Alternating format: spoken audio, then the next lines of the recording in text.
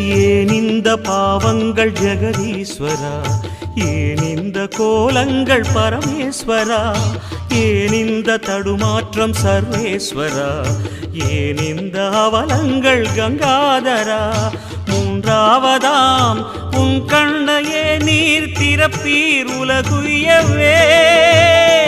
ஆதி அறியாமலே வாழ்ந்து வரும் வாழ்விலே ஆசைகளின் ஆட்டமே பாரு. வாழ்க்கையில் சாவியும் ஆழியில் வீழ்ந்ததே, வழி என்பதென்ன இனி கூறு.